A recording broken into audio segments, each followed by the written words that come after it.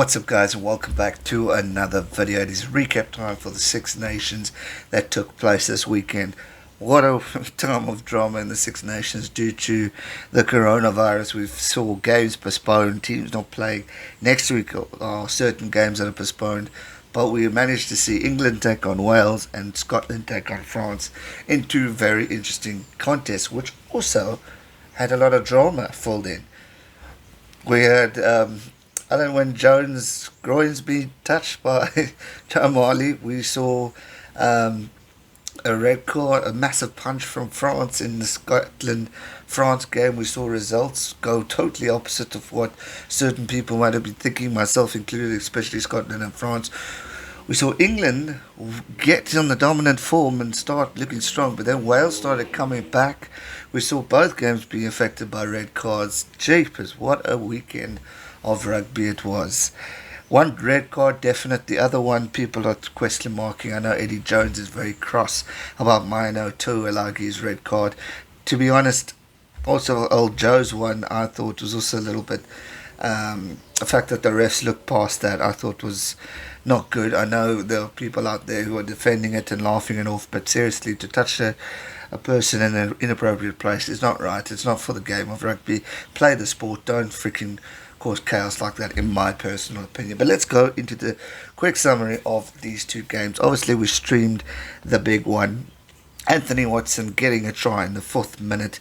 Then I thought, hey, we got England here and they're here to stay. Elliot Daly gets another one in the 32nd minute, and Manu Tuilagi also getting one before his red card, which was about 12 minutes later to the try.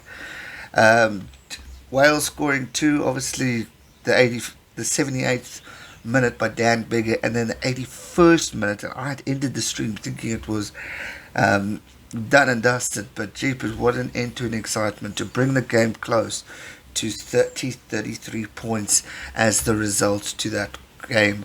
What an exciting finish to what was started off to be a one-sided match, and then all of a sudden Wales came back and played some rugby and caught England off guard. So credit to them. If we brush through the stats of the possession, and this is what amazes me, is possession 64% to Wales, 65% of the territory to England. England let it go in that second half completely. And I mean, if we look at it, 70% of the possession and 71% of the territory all went to Wales in that second half. So England pretty much sat back. Yes, the red card would have affected a little bit, but man, that was only the 75th minute. So definitely the pressure points were talking, and things were costing them. Defense-wise was solid by both teams, 89% in the tackling margins. England made 227 tackles, 203 of those being successful, 116 tackles only for Wales, 103 of them being successful. Penalties conceded, England gave away 10 and Wales giving away 6. So, and obviously we saw the red card affect the game. Very interesting. Set pieces were outstanding for both. For England, 6 out of 6 lineouts won, 5 out of 5 scrums won, not losing that, so that they can be proud of the performance that they had to offer in that stance of the game. If we look at scrums, 1 for Wales, 4 out of 5, only losing the 1, not too bad, and then only losing the 1 lineout. So from a set piece point of view, both teams really giving a strong performance there. If we look at the clean breaks, 10 versus 14 to Wales, 14 going to them. Defenders beaten 24 to 13, 24 to Wales. Offloads 3 versus 9, 9 to Wales. Mauls won 123 of 124 to Wales. And then England got 66 out of 67. So very, very interesting stats with their 3 tries apiece. Amazing stuff. Both kicking goals were pretty rock solid. So credit to both guys, both kickers of the game, getting the much needed points that were needed on the game. And credit to both teams for bringing out a strong performance. But obviously at the start we saw England really capitalise on opportunities, but then credit to Wales for fighting back, because a lot of people pretty much wrote them off, and I'm I'm guilty of this one. I saw it being not a massive result difference. I really did, but phenomenal comeback from Wales. And I think if they maybe had that one little bit, 1 or 2 minutes extra, we could have seen a surprising result of a drop goal to draw, which is absolutely outstanding. Then we get on to Scotland and France, and obviously the red card in the 37th minute. The guy solidly punched. There was talk of the raking of the face, which led to the punch, and maybe that Scottish bloke should have got a yellow, but wasn't the case. And the red card, I mean, that was a solid punch. Deserved red card, no argument whatsoever. Would that have changed the game differently? I don't think so. Because for me, Scotland looked one step ahead of France in the game. The try scored by Sean Maitland in the 44th and 41st and 45th minute were absolutely outstanding. Then Stuart McKinley really capitalising from an error from France, which was phenomenal in itself. So that was brilliant. Adam Hastings getting some points over.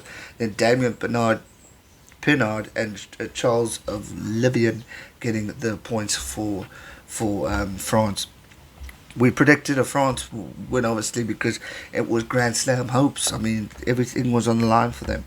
But the young team just seemed to rattle under the pressure of maybe having that Grand Slam talk being surrounded by them. So, unlucky for them, but credit to Scotland. I couldn't be happier for this team getting the points. Percentage of kicks, it's 83.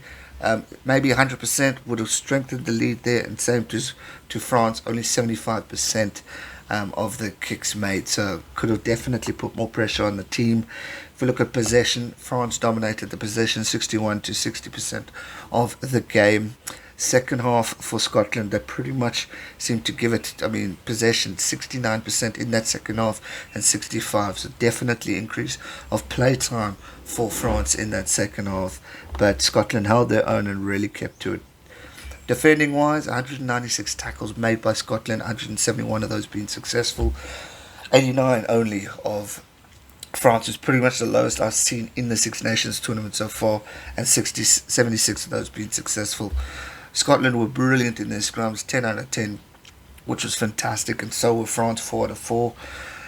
France 100% in the lineouts, 12 out of 12, and 10 out of 13 for Scotland from a lineup point of view. They'll definitely want to work on that going forward. But other than that, solid set pieces from the teams.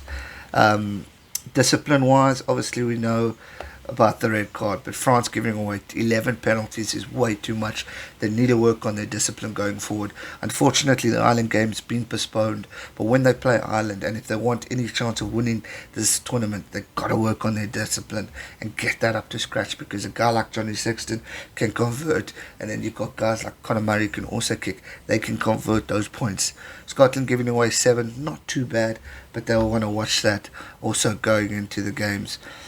Other than that, solid performance from Scotland. Very happy to see them bounce back and play solid competitive rugby. They've been itching to do this the whole tournament, in my opinion, but just haven't been able to go that extra mile because certain errors letting them down. But in Sunday's game, they definitely seemed ready and shown up, which was fantastic to see. So I'm extremely happy for the Scots for winning that game, and credit to England Wales for also putting up a solid performance. But again, red card valid in France's game, definitely. I thought Marla should have got in trouble for what he did to Alan Wynne-Jones, but anyway, whatever. Both boys are getting have a disciplinary meeting on Thursday, so it'll be interesting to see if they get banned or not. But they reckon Joe Marler could be indeed banned because it's against World Rugby's rules. So we'll see what happens. If we look at the log, England sitting on top on 13 points, tied with France on 13 points. Points difference is the key for England, so far they're sitting at the top. We've got Scotland in third place, followed by Ireland, who obviously still need to play a game, as well as Italy. More games have been postponed. It sounds like Italy and England have definitely postponed indefinite. We've got France and Ireland definitely postponed as well. The only game so far going ahead is the one that is scheduled for the weekend, and hopefully we will get some action there. But you never know with this virus, it could just unfortunately can more games. But let's hope we see some Six Nations rugby action this weekend. That's going to do it for the recap of the video. Let me know your thoughts in the comment section down below. Do you agree or disagree? And what were your thoughts on the incidents that happened in the game? Let me know. Thanks so much for watching, guys. Subscribe if you're new, and I'll see you real soon for another one. Stay safe and never give up. Cheers.